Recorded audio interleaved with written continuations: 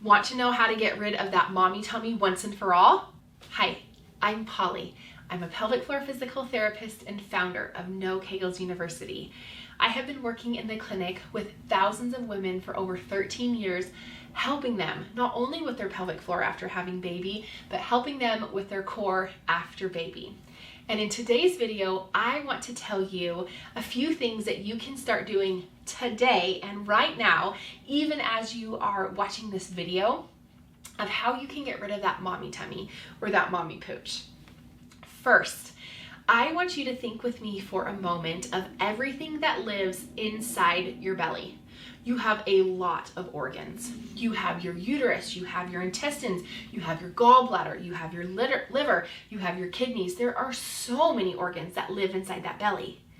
But when we are pregnant, our baby, I don't know if you've ever seen those cartoons before or the animations that as that baby grows, baby smashes all of those organs and all of your guts up and then down as baby is growing, which is supposed to be the way that it should be happening because we want baby to grow. But where people miss this, how to get rid of that mommy tummy, is we just assume, oh, I'm fat, I have all this extra skin. And yes, we might have extra skin, and that part we don't actually have a say over because we don't always have a say over how much weight we gain. But yes, that belly did expand and come back. And so if there is extra skin or the appearance of that skin looks a little different, it expanded to a very large capacity and then it returned. To some degree, we can't really affect that skin, but that mommy tummy or that mom pooch that we still feel like we look pregnant can be solved in a couple of different ways. So like I'm saying, if you think about everything that's in our guts or that's in our belly, and as that baby grows, what happens is that after that baby is delivered, nobody really goes back in there to say, okay, did all the guts return where they're supposed to? Because depending on how much weight you gained, depending on how your baby sat and lived inside your abdomen, in your womb, depending on your birth story, depending on how you had to push or how baby came out, it is not uncommon for our guts to remain in the positions that they were when baby was inside. I know that sounds kind of weird, but what I've noticed is that when our guts are stuck in one place for any length of time, they almost create that pregnancy look still. And the one thing we do know about our guts is that they're supposed to slide and glide. And so doing a soft belly massage to your guts, I'm talking soft, you're not pushing too hard, you're not creating pain, you're not doing any damage, just a very gentle belly massage to coax those organs to slide and glide on top of each other can go so far. I can't tell you how many times I've had a patient on the table and I have done, now there is a technique that you can go have done by a professional. It's called visceral mobilization. It really is an incredible manual technique. It's hard to do on your own, so I wouldn't recommend you doing that, but you can always find somebody who is well trained and well versed in it. But doing a gentle massage to get those guts moving, it will allow them to not be so stuck and remain in that position, that pregnant belly, that mommy pooch position, and sit back inside of your pelvic cavity and inside your abdomen, not sitting outside creating that mommy pooch or that mommy tummy that we so desperately want to get rid of.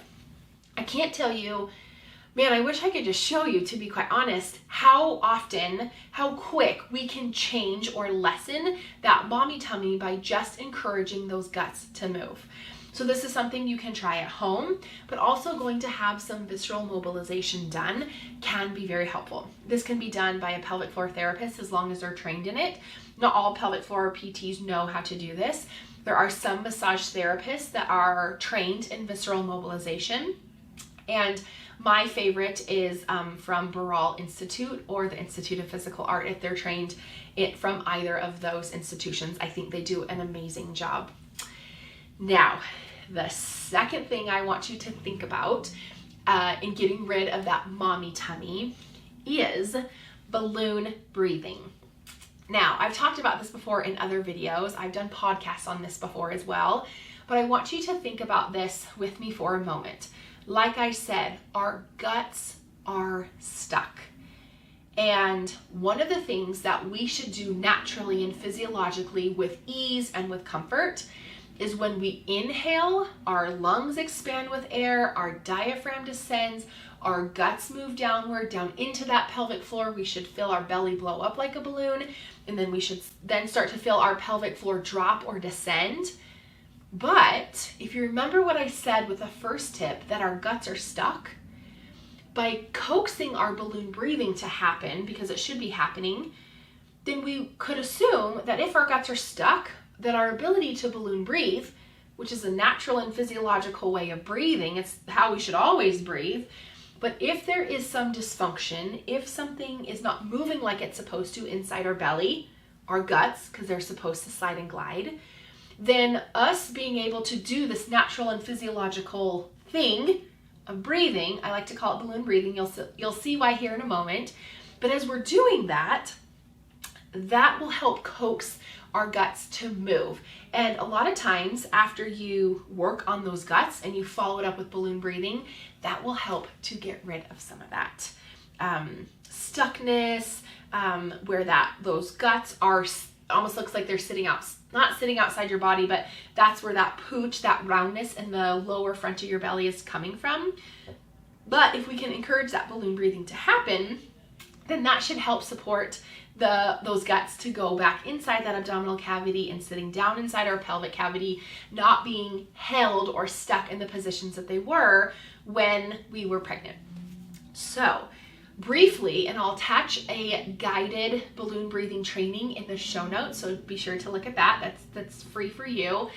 But I like to think of it as balloon breathing because as we inhale, what should be happening is our lungs should fill with air. The diaphragm should drop in response to the lungs filling with air. As that diaphragm drops, that's now a change in pressure, a change in volume, and so those guts should move downward. And as those guts are moving downward, our muscles, assuming they're soft and supple, they should move downward as well. When we exhale, and all this is happening very passively, very naturally, at ease, as we exhale, our lungs are going to deflate, our diaphragm is going to rise again, our guts are going to move upwards, right? Because we want that sliding and gliding. And of course that pelvic floor is going to come along. I like to call it balloon breathing because while there's so many different ways to teach this, I also think it's important to realize that none of this should be forced. It should be easy.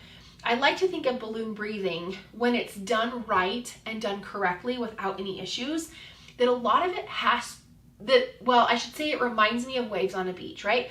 If you've ever seen waves on a beach, whether it's in real life or a movie or a show, the waves gently come up the sand and then they come back down the sand. It's very easy, it's very fluid, but when I've seen people try to do balloon breathing, sometimes they might push their belly up and then they might tighten their muscles when that pelvic floor is supposed to be rising. And that is where it's not natural and physiological, right? Like you shouldn't have to work hard to breathe, but when you're doing balloon breathing, it should be natural and easy unless there is some dysfunction or some problems. The other piece I want to impress upon your mind is that many of you have probably never held an organ before, or cadaver organ or what have you. I was able to dissect a cadaver in physical therapy school, and when I went to my visceral training class, we were very lucky to be able to work with cadavers as like a prerequisite before we got to do our visceral mobilization training, which was really incredible. And the one thing I remember, we had to do lots of different activities and steps and homework inside the cadaver lab then, was that how slick the viscera, which is the covering of the organs, are. And so one of the games that we had to play, if you will, was we were handed stomach guts, if you will, the liver, the kidneys, the intestines, and we had to, it was just like in a pile, and we had to reconstruct how that looked. I know this is weird. I hope this is not making you queasy. But as we were doing that, my job was to hand them the next thing. That was my job. And then my partner, he would put it down where it needed to be. So my job was to come up with the next. And the thing that I noticed, it was so interesting that as I was holding on to that organ, it reminded me of that game. You'll know what I'm talking about, but it's that, it's like a plastic thing. It typically has like sparkles in it or a color. And as you hold it, it folds in on itself. So you're trying to like go hand over hand to hold on to this toy. And that's how the organs were. They were so slick. And I remember thinking when I back into class the next day when we were working on our partners, it really impressed upon my mind that, okay, here I am holding this viscera. It's not even getting blood flow anymore, but it's still so slick. Now I'm working on this living body and their guts, like they're not moving very well. They were stuck. And my patient had 4 pregnancies. And so that was a lot of stuck guts, as I like to call it here in the clinic. And so I tell you this story, hopefully not to gross you out. Hopefully I haven't lost you. If you've stayed this long, thank you. But I tell you this to really help you illustrate this is how the body should be working. And so when we get stuck, when we're having a hard time with our balloon breathing, when we're noticing that I'm standing there and I have this pooch and it's not skin, it very well could be your organs that are pushing or being stuck and held outside like they were when you were pregnant, because baby smashed your organs and your guts all in different ways. Now, the other thing that I want to point out here as well is that there can be other reasons why you still have that mommy pooch. And while I will say there's a lot of women who like to blame this on their diastasis, typically their diastasis is higher. Typically, it's different in each woman. It could be underneath our rib cage. It could be at our belly button. It could be lower. But typically, where our diastasis is, it doesn't always correlate with where that mommy pooch or where that mommy tummy is, which is okay. What I want you to know is that I want you to think back to when you were pregnant. From at your belly button down to your pubic bone, that was probably the largest part of your belly. Do you remember?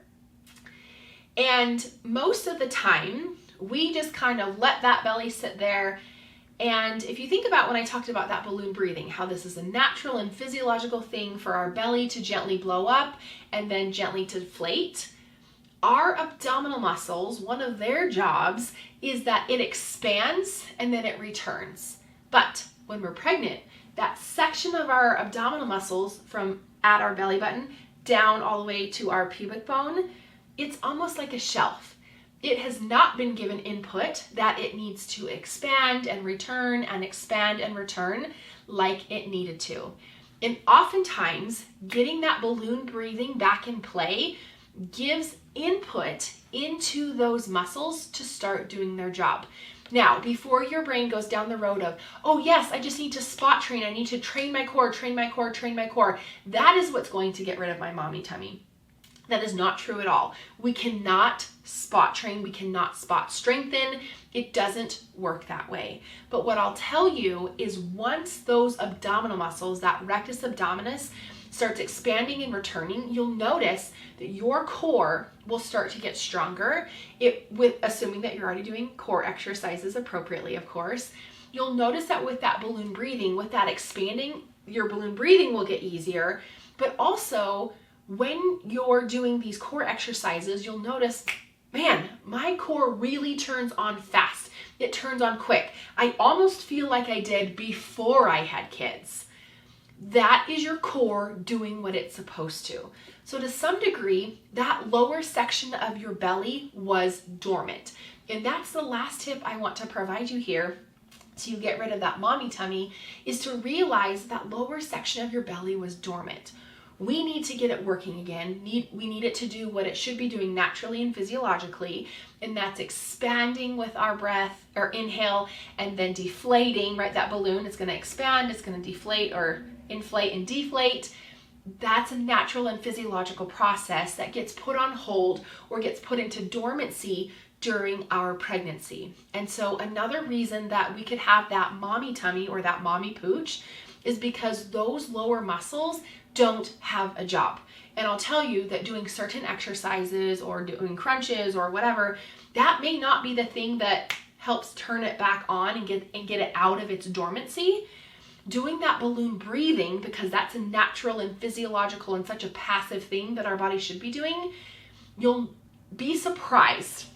I've never had anyone say, oh yes, I expected this. Everyone is always greatly surprised at how much bang for their time they get for that balloon breathing, how much it solves. It helps with your pelvic floor. It helps with your diastasis. It's been proven to help lessen that gap, but also it can really help with the appearance of that mommy tummy, because again, that mommy tummy is not always in direct correlation to your diastasis. With that, I'd like to invite you to join No Kegels University Sorority. It's a free group where I do trainings and I do challenges and I offer pelvic floor exercise ideas and core strengthening ideas, and it's free to you, and I would love you to come join. The last thing I would like to invite you to is to go take a look at my program, Diastasis Recti 101. It's an online program where I walk you through some of those rules, but so many more, where you can design a program that's specific to you and your body and your story. I'll also give you several trainings on the diastasis and core, so you know exactly what you're looking for in a particular exercise. I'm going to give you more exercises to choose from throughout your journey, but you'll be able to use those rules and guidelines that I will have taught you to help decide if that's the best fit for you. If you've been around for any length of time, you know that I don't think that there is a one-size-fits-all program, and that's why this program, you get to decide, using some of these rules and guidelines, what is going to be the best thing for you. And my most favorite part of this program is I'm giving you one of the formulas that I use to create all the core exercises and abdominal strengthening exercises that I use in the clinic and that I use with my coaching clients. And with that, the sky is the limit, where you can take this information and really run with it. And if you are just confused and you're not sure if this is going to be a good fit, or you need help with something else, be sure to schedule a Your Pelvic Floor and Core's Next Step call with me. And with that, remember, you're an heiress and a queen and everything in between. See you in the next one.